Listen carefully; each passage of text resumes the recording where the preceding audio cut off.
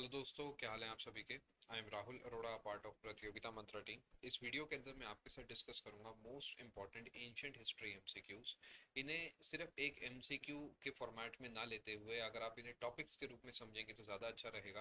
That is, अगर आपके कोई से दो क्वेश्चन गलत हो जाते हैं फॉर एग्जाम्पल, तो उन दो क्वेश्चन के जो टॉपिक्स हैं उन्हें आप एक बार रिवाइज करिएगा, चाहे मेरे कोर्स से, चाहे किसी बुक से, चाहे किसी भी जगह से, बट मेक श्योर उन टॉपिक्स को आप रिवाइज करिएगा। बिकॉज जो सवाल मैंने यहाँ पर ऐड करे हैं वो ऐसे टॉपिक से लिए गए हैं जहाँ से एसएससी मैक्सिमम सवाल पूछता है। अगर आप इस चैनल पे नए हैं तो आप इस चैनल को सब्सक्राइब कर सकते हैं एंड बेल आइकन को प्रेस करके आप आने वाली वीडियोस जो है उन्हें भी देख पाएंगे, उनकी नोटिफिकेशन आपके पास तक आ जाएगी, आपको कंटेंट का लॉस नहीं होगा।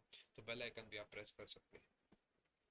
पहला सवाल आप सभी के सामने ये रहा। मैं आपको सवाल पढ़ने के और आंसर देने के 5 से 10 सेकंड दूंगा, उसके बाद सवाल का करेक्ट आंसर और उसकी एक्सप्लेनेशन आपको बताऊंगा। द वर्ड वेदा मीन्स क्या? वेद शब्द का शाब्दिक अर्थ क्या है? करेक्ट आंसर इसका है आपका ऑप्शन नंबर ए, नॉलेज। वैदिक सिविलाइजेशन आपके लिए बहुत ज़्यादा इंपॉर्टेंट है। अगर आप एंशियंट हिस्ट्री में वीक है तो सबसे पहले आप वैदिक सिविलाइजेशन, हड़प्पा वैली का जो स्टार्टिंग वाला पोर्शन है कि इसने कौन सी प्लेस फाउंड करी, हड़प्पा किस नदी के किनारे है, मोहनजोदारो किस नदी के किनारे है, कौन से ईयर में फाउंड हुआ, ये सब आपको अच्छे से पता होना चाहिए। इसके अलावा जो डायनेस्टी है, जो मगध वाला पोर्शन है, उसका आपको फर्स्ट रूलर पता होना चाहिए सभी डायनेस्टीज का। अगर आप आखिरी को भी याद रखेंगे तो काफ़ी अच्छा रहेगा। इसके अलावा बुद्धिज्म और जैनिज्म, ये दो टॉपिक आप अच्छे से पढ़ के जाइएगा। यहाँ से एसएससी डायरेक्ट, इजी और बहुत बार सवाल पूछता है। ठीक है, करेक्ट आंसर इसका आपका ऑप्शन नंबर वन है, नॉलेज। अगला सवाल सेम टॉपिक से दूसरा सवाल। The term Upanishad literally implies, Upanishad शब्द का शाब्दिक रूप से क्या अर्थ होता है?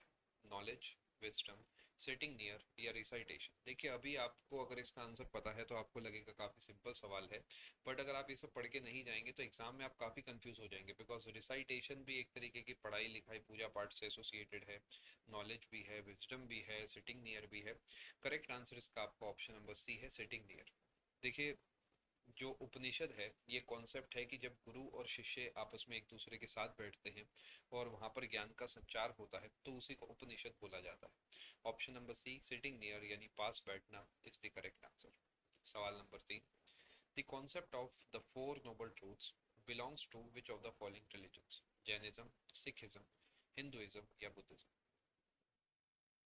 करेक्ट आंसर इसका है आपका ऑप्शन नंबर डी, बुद्धिज्म। देखिए, गौतम बुद्ध जो है उन्होंने ही ये फोर नोबल ट्रूथ्स का कॉन्सेप्ट दिया था।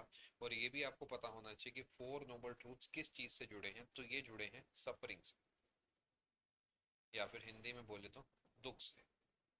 ठीक है, ये आपको पता होना चाहिए। फोर नोबल ट्रूथ्स अगर आपको चार अक्षर दे देगा कि हैप्पीनेस या सफरिंग, इस तरीके आपके ऑप्शंस बनाते तो सफरिंग आप ध्यान रखेंगे, चारों सफरिंग से जुड़े हैं। गौतम बुद्ध ने ये कॉन्सेप्ट जो है दिया था फोर नोबल ट्रूथ्स का, ये आपको पता होना चाहिए। बुद्धिज्म, जैनिज्म, जैसा मैंने आपको पहले भी बताया, काफी इंपॉर्टेंट है आपके एग्जाम के लिए, इन्हें जरूर पढ़ के जाइएगा। अगला सवाल, सवाल नंबर 4। Who among the following was the last ruler of the Nanda dynasty? Nanda वंश का अंतिम शासक निम्न में से कौन था? मैंने आपको भी बताया कि जनरली फर्स्ट रूलर काफी इंपॉर्टेंट रहते हैं, बट कभी कभार फर्स्ट रूलर की जो कहानी है वो पिछली डायनेस्टी के लास्ट रूलर से एसोसिएटेड होती है। कुछ वैसा ही यहाँ पर भी आप देख सकते हैं।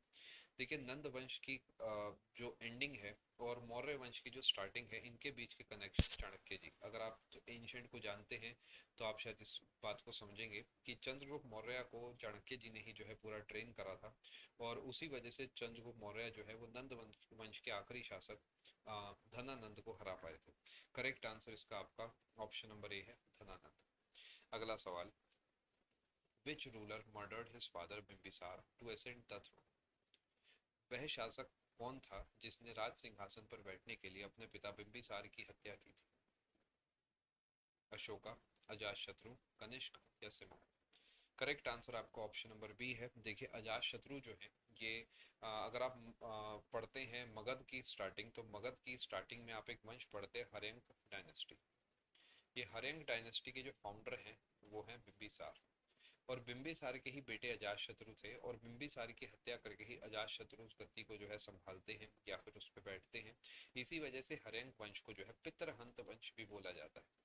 ये भी आपको पता होना चाहिए। कौन सा डायनेस्टी है जिसे पितृहंत डायनेस्टी के नाम से जाना जाता है? तो अजाश ये जो हर्यंक वंश है ये उसका आंसर होगा। फाउंडर माने जाएंगे बिंबिसार। और जो प्लेस है, जो इलाका है, वो मगध माना जाएगा। आज का जो बिहार वाला इलाका है वो वाला इलाका, ठीक है। आई होप आपको इन 5 सवालों से पता लगा होगा कि आपका कौन सा टॉपिक वीक है, या फिर आपको अपने नोट्स रिवाइज करने की नीड है या नहीं है। ऐसे ही बहुत सारी थ्योरी और प्रैक्टिस क्लासेस मैं आपके लिए अनअकैडमी पे भी लेता हूँ।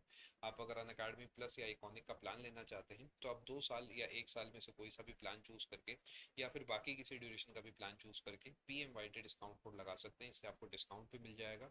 अच्छा, ये जो कोड है SSC कैटेगरी के साथ साथ बाकी सभी कैटेगरीज के अंदर भी वैलिड है। पूरे अनअकैडमी पे आप किसी भी कैटेगरी का प्लान ले, आप PMYT डिस्काउंट कोड लगा के अपना प्लान ले सकते हैं।